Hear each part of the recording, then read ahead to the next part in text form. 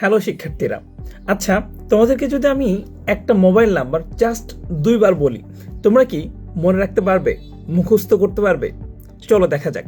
Mobile নাম্বারটা হলো 09475466669।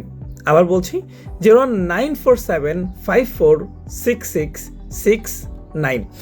আরেকটাবার বলে দিচ্ছি, এইভাবে মনে রাখতে পারো 01947546669। মুখস্থ করে ফেলেছো তাই না? এই মোবাইল নাম্বারটা যদি তোমরা মুখস্থ করে ফেলতে পারো, তাহলে তোমাদের বিজিএস এর প্রথম অধ্যায়ের যত গুরুত্বপূর্ণ সাল আছে সবগুলোই কিন্তু মোটামুটি তোমাদের মুখস্থ হয়ে গেছে। কিভাবে? চলো দেখা যাক। আচ্ছা, আমরা তো মোবাইল নাম্বার মুখস্থ করে ফেলেছি তাই না? এখন আমরা দেখব যে এই মোবাইল নাম্বারগুলো দিয়ে কিভাবে আমরা সালভিত্তিক সব সমস্যাগুলো দূর করতে পারি। আচ্ছা, আমাদের মোবাইল নাম্বারটা কি ছিল? 01947, তারপরে 54 মানে 54 66 69। দেখো, এই যে 47 এইটা দিয়ে আমরা মনে রাখবো দেশ ভাগ। আমরা জানি 1947 সালে কিন্তু পাকিস্তান এবং ইন্ডিয়া নামে একটা দেশের, দুইটা দেশের সূচনা হয়েছিল। এবার 54 সাল, এই 54 সালে কি হয়েছিল? 54 সালে দুইটা ইম্পর্টেন্ট ঘটনা ঘটেছিল।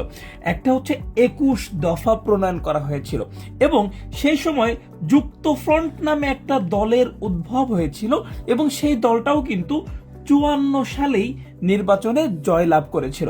আচ্ছা, বলাই বাহুল্য আরেকটা জিনিস একটু তোমাদেরকে মনে করিয়ে দেই যে 53 সালে এই যুক্তফ্রন্ট গঠনের সিদ্ধান্ত নেওয়া হয়েছিল। আচ্ছা, এবার আসো 66। এই 66 সালে কি হয়েছিল? 66 সালে 6 দফা প্রণয়ন করা হয়েছিল, তোমরা এটা সবাই জানো। আর 69 সালে কি হয়েছিল? আমাদের 2024 সালে যেমন একটা গণ অভ্যুত্থান হয়েছে না, ঠিক তেমনি 69 সালেও কিন্তু একটা গণ অভ্যুত্থান হয়েছিল। এছাড়াও আরো দুইটা গুরুত্বপূর্ণ সাল আছে, সেটা তোমরা সবাই জানো। একটা হচ্ছে 52তে আমাদের ভাষা আন্দোলন, এটা তোমরা সবাই জানো যে 1952 সালের 21শে ফেব্রুয়ারিতে আমাদের ভাষা আন্দোলন হয়েছিল এবং 1971 সালে আমাদের মুক্তিযুদ্ধ হয়েছিল। আচ্ছা, এই সালগুলো যদি তোমরা মনে রাখতে পারো, তাহলে তোমাদের প্রথম অধ্যায়ের সব গুরুত্বপূর্ণ সালগুলো কিন্তু মোটামুটি মুখস্থ হয়ে যাবে। এই ট্রিক্সটা তোমাদের সবার কাছে কেমন লেগেছে কমেন্টে জানিয়ে